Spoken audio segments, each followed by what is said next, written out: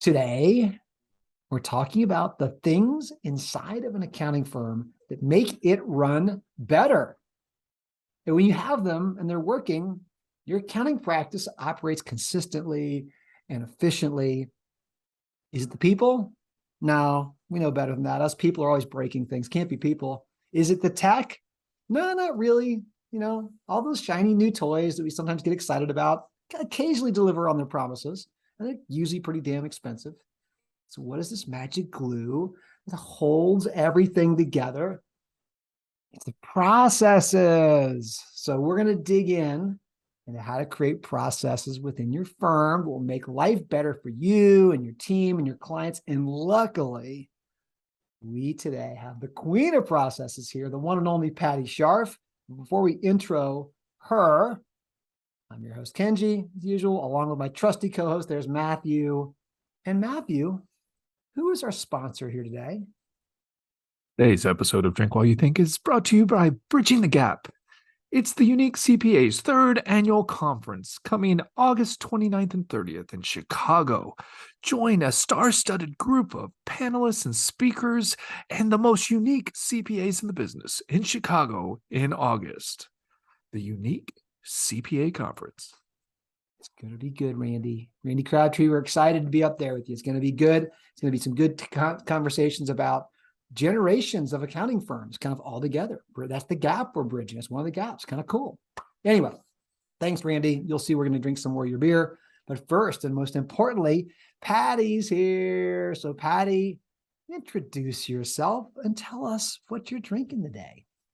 Okay, I am Patti Scharf, CPA co-founder of Catching Clouds that's now Acuity. So, not quite sure how to do that intro anymore. You're doing fine. And I am drinking from Lagunitas Brewing Company, a little something something. This is courtesy of Nicole Davis, who sent me a nice little gift card for no reason whatsoever. And so I want to thank her for sponsoring my beer. I just kind of went online and said, which of these sounds interesting? And we will find out. Nicole is awesome. Thank you, Nicole Davis. And I'm pouring it into my new Acuity glass. Ooh, look at that. I feel like the promo slide, that initial slide. Yeah, that might make it on there now, Patti. I like that pour. That was solid. Thank you, Nicole. And that's a good beer. We've had that on here before. I like a little something there. Matthew, your turn. What you got? Yeah, I'm drinking a Houblon Chouffe, if I said it right, Kenji. But my favorite part, it's a 9%er. There you go. Gotta love that. So it's a Friday. It's time for a 9%er. It's a 9%er. Well, I'm drinking, this is from Randy Crabtree, Bodem. It's got a cool volcano and lava stuff, even though it's the Chicago beer. So I'm not sure why they're showing volcano. It's an IPA. It's a nice, I think, 6.7%er, but it's a big one. It's a 16 ounce. So we're definitely getting into Friday. We are doing this here on Cinco de Mayo, which I believe is not really something that people of Mexican heritage celebrate that much. Is that just kind of us gringos who just kind of find an excuse to? Pretty much a border holiday. 16th of September is the real one. It's a beer holiday is what it is. Cinco de Mayo is a U.S. beer holiday. If you want to get a true Mexican holiday, you got to go 16 de septiembre, dude. You got to do that. 16th. Cheers, friends. Glad everybody's here. Cheers. Ooh. Cheers. Okay, Patti. So I was doing a little research today. And that's on LinkedIn, scary. It is scary when I research on LinkedIn, and I went into the advanced search on LinkedIn and just tried to search through LinkedIn for people with the Chief Process Officer title. And there's nobody except you. You're it. You are it. So yeah. How have you been how have you been describing that to people? What Chief Process Officer, have you found a good way to tell people what that is? Well, okay. So first of all, kudos to Matthew for coming up with that name, because as soon as he was like Chief Process Officer, I was like, yes, that is perfect. It's funny when I describe it to people, either I just say what the title is, and everyone goes, oh, yes, of course, that's amazing, because they instantly know what it is. Or they look at me like, what? Like, I have no idea. And I guess I just kind of say, when it comes to processes in a firm, and it's not all automation and things like that, I think a lot of people think that's true, and it has a component to automation, but process is just how you get from point A to point Z in a company. And I just make sure we do it as cleanly and efficiently as possible. Ooh, that is awesome.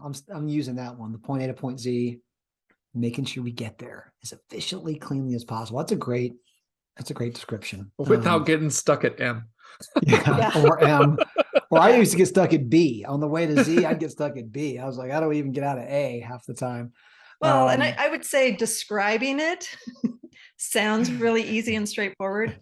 Actually doing it is a whole other Oprah, because you've got people who are involved in the process, and that's always what happens. We're going to talk about that a little bit later, about the people side of it. So I know that's an area you're going to be talking about pretty soon too, Patti, at a conference.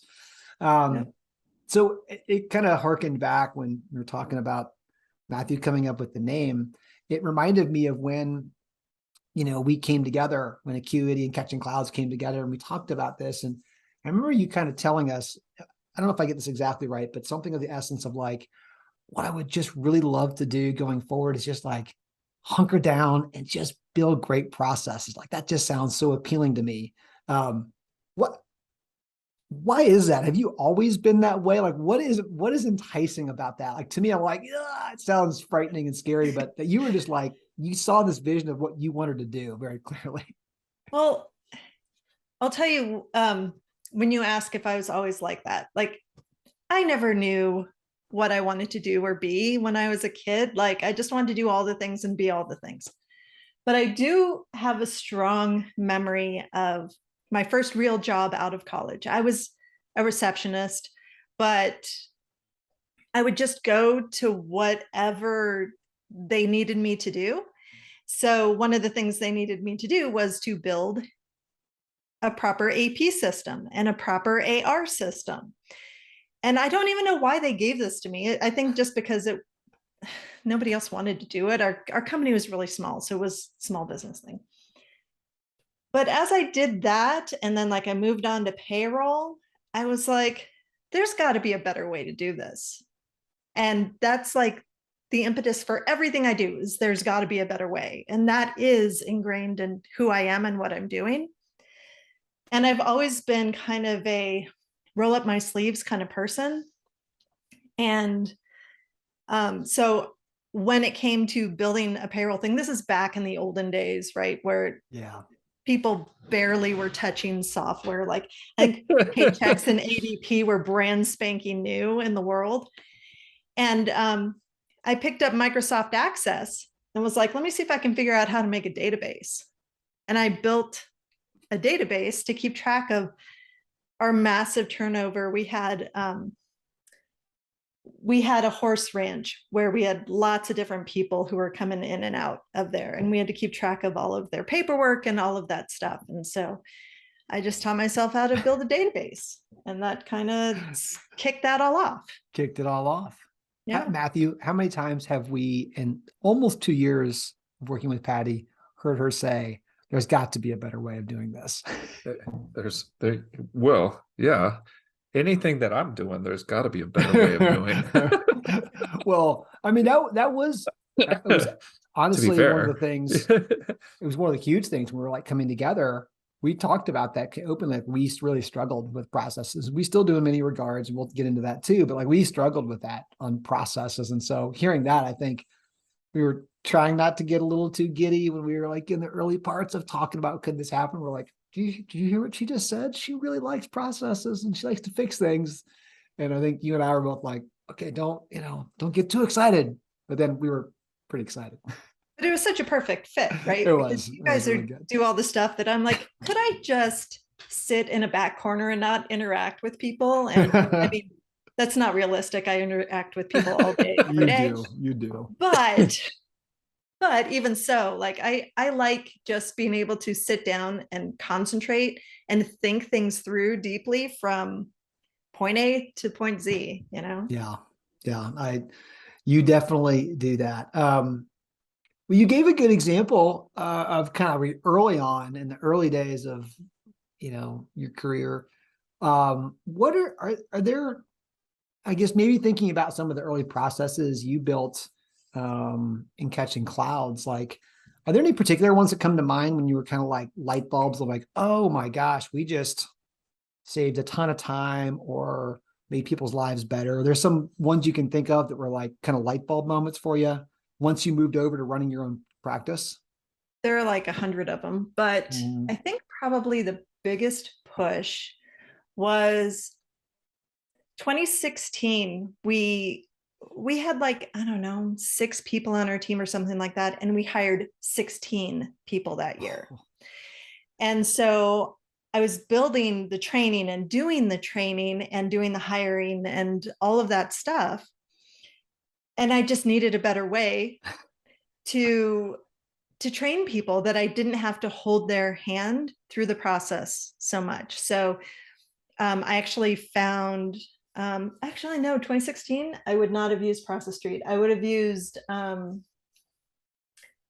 think I probably started on Teachable or something like that, Yeah. where I was just walking people through the process without having to be a human walking them through. And it made that whole onboarding experience so much faster and easier.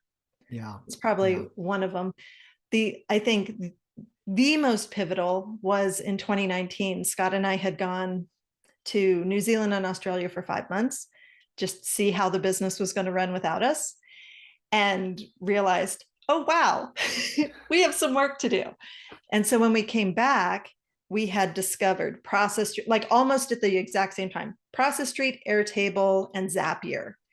And the combination of those 3 things just fundamentally changed catching clouds for the better. Yeah.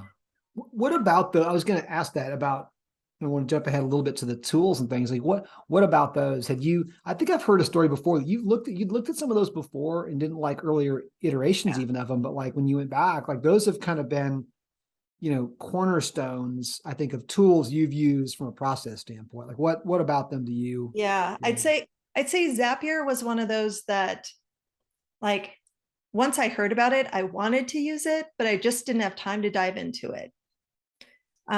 Unlike Process Street and Airtable, I heard of them early on, but when I looked at them, they just weren't quite ready for prime time. I distinctly remember Airtable as being one of those. Yeah. And then in roughly 2019, I heard everybody talking about Airtable. And I was like, what is the big deal about Airtable? Like, why is everybody so excited about that? And then I dug in and, 4 weeks later, I know more about Airtable than anybody else has ever, I just like you did a deep excellence. dive. You did the quintessential Patti deep dive on it. Yeah. Well, but the power of Airtable and Process Street is the glue of Zapier to move information back and forth so that you really have kind of a single source of truth and blah, blah, blah, all the jargony things that I like to say all the time. Yeah. But I mean, I guess that's a good use case. You think about it of like where, okay, you and Scott actually put yourself in a position where like, we want to go take kind of a once in a lifetime, or maybe I hope you not once, maybe you do a bunch of these, but like taking out the business, you had 5 months stepping out. I mean, you're still involved, but like, you're on the other side of the world. How is the thing going to run consistently if you're not there? And you're not going to put people in necessarily to go step in your places. And so that's a great mindset. I don't know that everyone can go do that. I mean, if your recommendation would be to a firm owner, like, hey, why don't you just go take half the year off and go see how it works? Or if you want to do that, before you do, you've got to go figure out the things that you can, some of them automate, but also make really consistent so that when Patty's not there to help onboard somebody, they're going to get the same experience that anybody else would have while Patti was here. They get the same flow of work. They get the same steps forward. It's an interesting concept there. I would say though, like what we thought was going to happen like, yes, we needed to fix all of the systems and tools and make things a little bit more functional, but like, we knew we were leaving on this trip a year in advance. Yeah. So we thought we had put everything into place. Actually, the biggest thing that was missing was culture. When I totally underestimated the amount of impact that Scott and I had on the culture of the firm. And when we weren't there, just people went off the rails. It was crazy. Yeah. It's hard to, I would say it's got to be hard to say that a process can make culture. We're doing a little bit of an experiment with that. You know, we've talked about this before of we're not outsourcing our culture to the B Corp world, but there's an aspect of that where we said, you know what, that does the B Corp methodology we've talked about in earlier episodes does align pretty closely with kind of some of our values and beliefs of how you treat people, our impact in communities and things like that. We felt like that's a helpful way to kind of keep some guardrails on. But yeah, otherwise, I don't think it takes the place of who we are as, you know, founders and people who other team members care about for sure. So Yeah. you're right. That's not really the intent of a process to probably solve for culture. But And you know, and I also kind of say that because a lot of people think that processes are very robotic. You know, you put this in fact, I remember you guys asking, you were when we were talking about merging, and you were like, well, how do you get them to like follow these things? And I'm like, well, we don't I mean, we sort of make them, but we just play to their human nature, and Yeah. we just make it something that helps them. You know, we make them the customers so that they know who we are, what's expected of them. Like, there's a whole there are I think layers and layers and layers yeah. of thought and intention that go behind building really great processes. I think you're right. And this may be a good question for all of us. I'll throw this one over to Matthew as well, too. It makes me think about, like, we have a mission that kind of our processes are there to make Acuity easier to use, you know, for team members. What that means kind of outside of Acuity jargon is we're just trying to make this a place where when accountants come and do accounting work, they have these really helpful roadmaps, A to Z, that make their work easier to do here, better for them, brings them, I don't know about joy, but like helps them out, right? But there's also, and so that's one aspect of process, but I've also seen processes too that do have little like nuggets of joy in them. Like I still get like, I mean, I get a kick out of when I see the little pig in Gusto who's like, hey, you're getting paid today. I'm like, oh, cool. You know, I mean, it's a silly little thing, but it's an automated process you can't inject some things into to bring people a little bit of that. I've seen you do that in many places with, you know, Giphies and things like that, you know, where in some of our processes. Matthew, are there any processes that bring you joy that you like, ooh, when this thing runs, or, you know, the end, what's an example of process that gets you excited? Oh, that brings me joy. Yeah. To Patty's point about not being completely robotic all, you know, time. Yes, that's a lot of that, but like, oh, when this kicks off, or I get this alert, or every process me brings me joy because, like, I feel like that means that there's one thing that's more sustainable, right? Like even when we did the, like, so we do that. We have a couple of core processes that, you know, just like help at the end of the year when you're like thinking all the things you have to do to prep for tax for your clients, which you only do once a year. Like that has to be more detailed and prescriptive and and going through that. I did go through that checklist this year for one of our clients and like was going through it, and it was just really helpful. Like I don't know, I felt like we had done something that like I'm gonna forget this thing, right, for my client if I don't go through this process. So especially for these annual processes, like even no matter how high level you are, how many times you've done it, like unless you're doing it like for the 50th time that year, like you're just gonna forget stuff. So kind of that was the one this year, like of our processes that kind of gave me a little smile, you know, was like, oh, like I get this is work to go through this process and this workflow and this whatever you want to call it, checklist or whatever, but it was also like, oh, thank God I'm not missing this thing that I only do once a year. You know what I mean? You know, something to that effect, I've talked to Tyler, who's our head of sales here at Acuity, about is I've said this more and more even recently as our processes have gotten better and better under Patti's leadership, is I wish our clients or our prospects could kind of see a bit more of what our processes look like. We talk about them during the sales process, but sometimes They you get a client don't. is like, They don't wish that. well, the clients kind of go, well, exactly. They don't want to be in those things, but I think also they don't want to have to be in our process. That's why they're hiring us in the first place, is to not do those processes. But, you know, occasionally you need a client's like, well, I don't know what you guys were doing. And you want to say, oh, we'll show you. Let's lay out to you.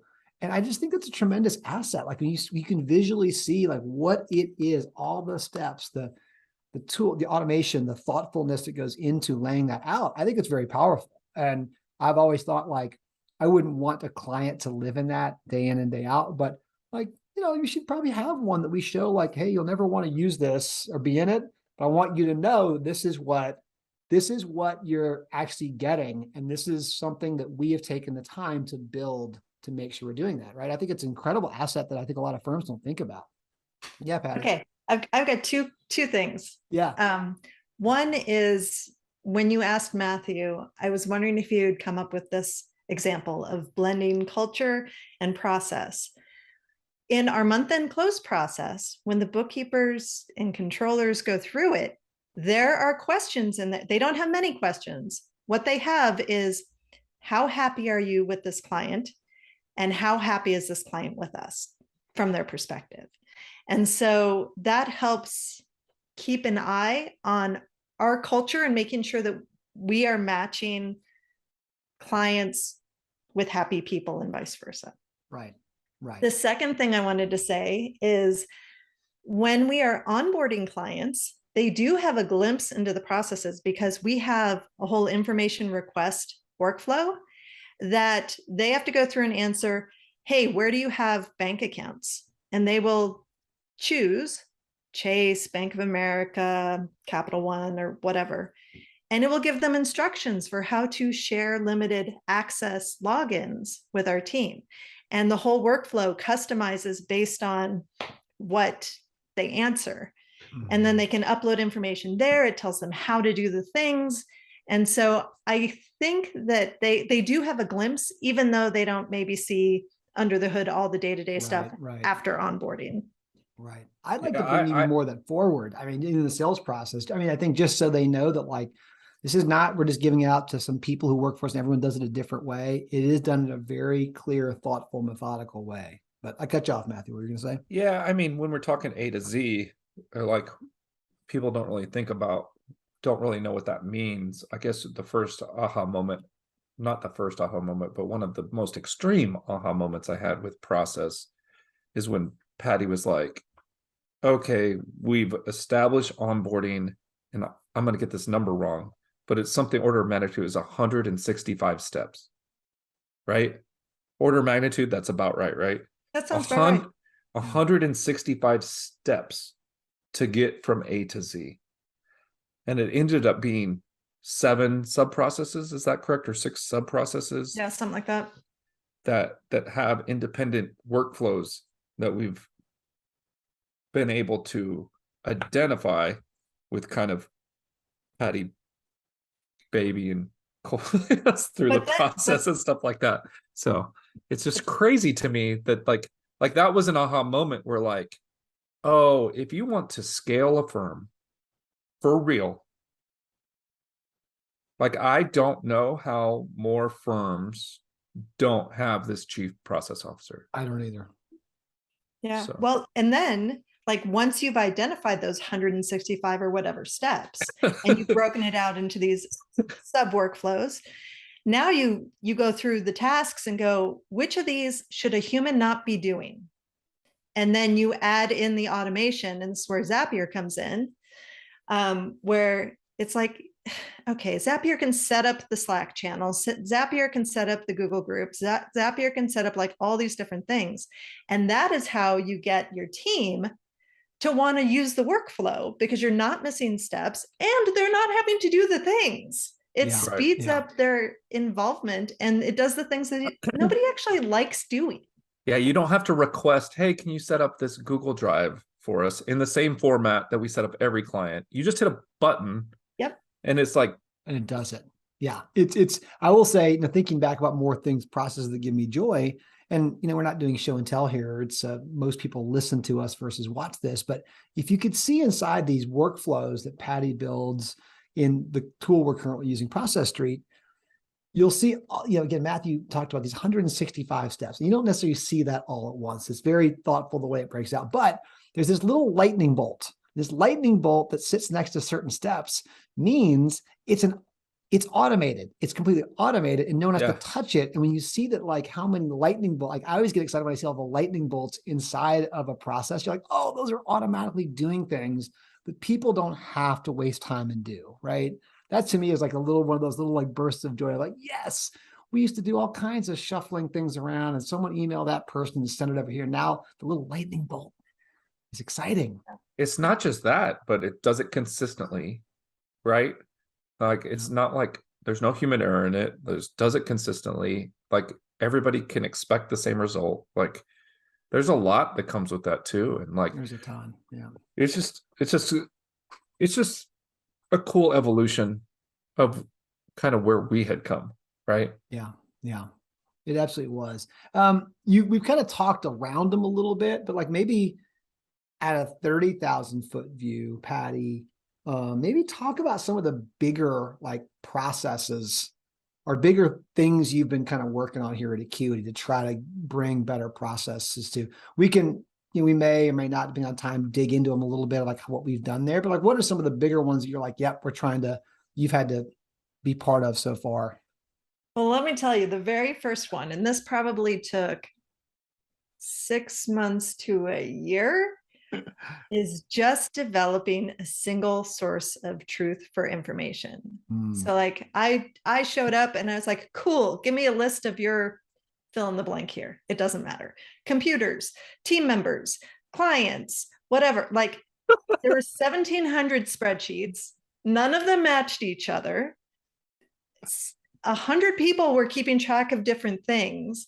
And so even though like we had Salesforce, it wasn't really, it was like the single source of truth with the big old asterisk on it, right? So, I mean, the biggest part, like if you're just starting to build your processes and things like that, you need to have some place where the truth lives. And then once you have that, then you can get started. Like you can't really automate until you have that, because you need a place where information is going to be pulled from and where it's going to land when it's done. So some of the processes that we built after we had more of that is like client onboarding. We wanted people, when they were becoming a client, to have a nice, clean experience. We wanted them to answer questions once. So if you collected information when they signed the engagement letter, that gets sucked into Salesforce so that it lives there now. And when they get to the information request, we've already pre-populated all the things we've already asked for, and they can just fill in the blanks from there. We've created client notebooks so that all the information that lives in Salesforce can be shared throughout the whole team without everybody having to have access to Salesforce. We've built employee onboarding. So kind of the same concept, just when we bring team members on. We've built team offboarding. We've built client offboarding. We've built workflows for the 1099 process, the annual process. And it pulls in, hey, what service did they sign up for? And people don't have to guess. They don't have to ping random people. They don't have to wonder who has that information, because it just populates right into the workflow. We've built year-end checklist workflows for the tax team. We've built month-end close process for everybody. We've built computer tracking.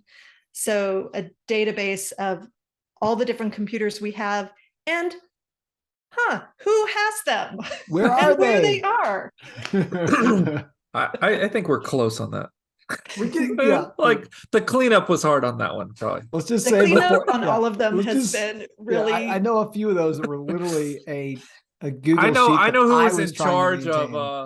of I know Kenji was in charge of tracking computers before you guys came on. So like, Which means they could have been anywhere. They could have been on the moon. Who knows? I will just say that I am in the right place.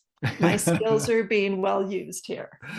They are, and they absolutely have been. And so it has been, I think, fantastic having Patti here. You can hear all the different things we're working on. In fact, I think I have one more question for you, but I'll say that our vision actually for a while, we've all been very busy with a ton of things, has been to bring Patti on as a regular guest, because we actually think this would be really, we know our friends, other firm owners listen to Drink What You Think is our predominant listening group. And you're our people. Literally, Patti and I say this a lot, like, you're our people. This is why we're doing this, and we enjoy sharing actually what we're doing. So we're going to have Patti on as a more recurring guest, because I think there's some really interesting things that people would love to hear about that we can help with. So we'll bring, there's a ton of things we can go into deeper. And but you don't want me and Kenji talking about. You do not, because everyone who listens, they know our process. There is no processes. Well, I appreciate you allowing me to be on the Matthew and Kenji show. It is usually just us. Again, I think people, trust me, our audience appreciates it more than you do, Patti. They're like, oh, please give me some real information I can do something with. And so we'll do more of that. But give a little bit of I know you're speaking on this at Accounting Salon. And this is a tough one, because this could be a whole second podcast episode, and it might be at some point. So it's like when we find the right tech, and we've talked about this, Process Street, Airtable, we mentioned Salesforce, Zapier, with processes, but ultimately we have to get people to actually follow them. And this is tough. This is really difficult at times. Maybe talk a little bit about that, like how, again, this could be a whole separate podcast, but what are your thoughts about how to get people to embrace the processes themselves? Well, what's funny is Amanda asked me to do this, and I was like, okay, cool. How long? She's like, an hour and a half. I'm like, I don't think I have enough content for an hour and a half. And then I started putting the slides together, and so she changed it, so I only have to present for an hour. And then I started putting the slides together, and I was like, I could totally do this for an hour and a half. Like, there's just so much to say. I think I danced around it a little bit earlier. I think the biggest thing to keep in mind when you're building process is know who your audience is. If you're building something for the team, you have to get their feedback. You have to find out what they're actually doing now before you can make it better. They're going to have more buy-in if you're having a conversation with them and you're finding out ways that you can make their lives better and easier. And kind of the same thing with the clients. You may not be able to talk to them directly, but you can talk to the people who are doing the onboarding if you're building onboarding and say, what do they complain about? What is the biggest frustration? Oh, the length of time it takes to onboard. Okay, well, let's see if we can do something about that. Or, 17 people ask me for the same information. Okay, well, let's see what we can do about that. So I think too, just making sure that people will often take the path of least resistance. So you have to build in human nature. You cannot make an overly complex system that asks for a lot of superfluous information that's not relevant, because people, they know if it's not relevant and it frustrates them and they will skip it. So, you just need to keep things simple and effective and impactful and fun. Like, don't make it super boring. And I think if you're doing all those things for your team, you'll get there. There's a process to the process too, right? Yes, there totally is. Like, it's never done. I just finished the offboarding process. We had months of feedback. Hey, whatever. And then I just got feedback today, like an hour ago, that said, hey, could we take that and just split it into 2 processes? And I'm like, no, Please no. we cannot. We cannot do that. I have a random question for you. Yeah. So when you can be 100% focused on processes, is that a challenge also? Because I know, at Catchy Cloud, you talk about actually getting in and being with the clients and doing stuff. Like, how do you balance that? Well, when I'm 100% only doing process, I'll let you know. Okay. Yeah. You're Fair. not. Yeah, I was gonna say. Oh, sounds fair, like a fair very enough. academic, mythical. But you aren't doing the question. client work anymore, though, and so much of the stuff is client work. Yeah, but I'm not really building processes right now around client work. I'm really doing a lot of the back office stuff. Yeah, that's true.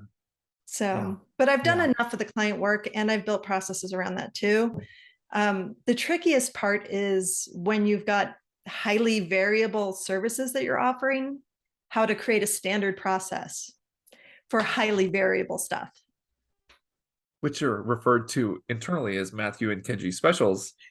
Some of those are. I wasn't going to say that, but yeah. That's true. Actually, they're called Matthew specials, and Kenji's kind of stolen my thunder like he does everywhere else, so other places. I do. I like the concept, and I typically do some of the same things. But I guess the takeaways I heard on that, Patti, were good. Of where it is your building processes. Certainly get feedback from whoever is going to be the user of the process.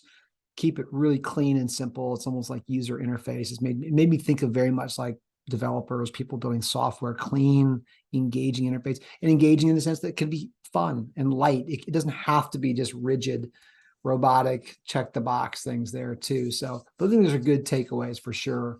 Yeah, I think just to add to that, Kenji, I think the big progression that we'll see here is when the business owner owns the process and feels like it's their process and not coming out of just Patty's group, right? So I think. What do you mean by business? Yeah, owner? I was gonna ask the same. So internal business owner. The internal business owner. Business owner. There's somebody in your ops team that's got to be I get that this is the process, but they own it, right? This is theirs. They train on it. They believe in it. They advocate for it. They enforce the policy and stuff like that. And that's what I was looking for. So all those things, that's the next step, right? In our evolution is saying, and I'm just kind of seeing that and who those people are for the different processes. You can't be successful if you say your chief process officer does it in a vacuum.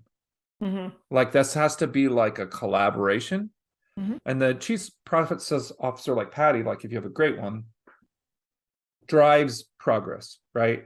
But once the business owner or the person, the user, the main advocate for that process or the main beneficiary feels like they own it, that's when you go to the next level. And I'm seeing the potential for that here. Yeah. I feel like we're in phase, we're not in phase 1, right? Well, I feel like we're advanced a little bit, but I feel like there is a next level we can go to. And I'm starting to see glimpses of it with this feedback loop we're doing in Q2. We're okay, those people could own these processes and really be the drivers of change and use your team as the advocacy, right? Yeah, you're 100% right on that. I think that they're in the initial phase. People are just trying to figure out if they can trust you and the software, and change is hard for everybody. So nobody wants to change, and they're all scared of it, and they aren't sure what to expect. Once you get past that and they start to see how it's making their lives better, then they're going to be, if you've done it right and you've done it well, you've opened up a clear channel of communication where they're not scared to ask for changes and things like that. And you can just make the changes, keep making their lives better, and they will keep asking for what they need. When they can ask for what they need, then you can prioritize and you can make more processes and make things better. when you get a little bit down the road, then you start running into the challenge of you've made so many processes and made so many things better that people have stopped knowing how to think for themselves. Yeah. They're like, I can't do it because there's not a checklist. It's like, okay. So that's a definite pitfall that people need to be aware of. Like, you can over-engineer It's an things as interesting well. pitfall. It's almost like when I hear people say like, okay, well, can you use QuickBooks or Xero? Great, of course I can.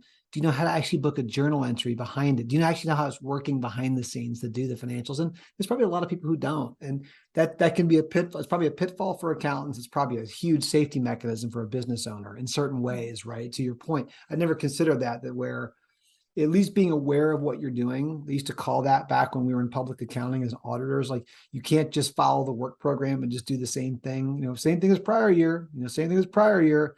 I was guilty of that, I'm sure, as a young staff person, of like thinking through, what you're doing, but it's helping you do it so much more efficiently, right? That's I think the ideal state of a process, and where I think that where people get in their head of where it's not just, how is Patti or Matthew or Kenji, making it a better way? Like, how are we all collectively making it better? And if they feel like they have voice into that and they can see it play out in their day-to-day work, I think your team members go, oh my gosh, I've got this amazing asset here at the place I work. And so I think it really behooves firm owners to be thinking in ways like, build good processes, not just to kind of keep people under your thumb or compliance oriented. Yes, you need some of that, but also your team will appreciate it when it really helps improve their lives. And I think that's when we think about the next generation of where this goes, is like, oh, this is great. I can check out of work. I can stop my day and not have my head still. Did I remember everything? Did I forget something? Oh my gosh. No, you didn't. Pick it back up tomorrow. When you pick it back up, or whenever you come back, guess what? We've got exactly where you were in your workflow. You can pick it right back up there when you come off vacation, and you can rock and roll and go. Yep. And I think that's a beautiful thing for people to have in the profession. So, yeah. All right. I hope everyone's stoked about our new recurring guests here. The amazing process queen, CPO, Chief Process Officer Patti's going to be joining us on a more regular basis. I'd encourage everyone, drop us some comments, drop us some, questions you might have about process, and we can kind of funnel up to Patti so we address them on next episode. But as we always do before we leave, let's rate some beers. I've got mine pulled up here, and I don't know if it was just like just how invigorated I was about the conversation, or the beer was really good. I think it's a little bit of everything. I love this IPA. I'm giving it a 4.75. I really, really like this one. Thanks, Randy, for sending this. This is a great one. Blew right through it. Heavy IPA there. It was awesome. Matthew, you had the Houblon Chouffe.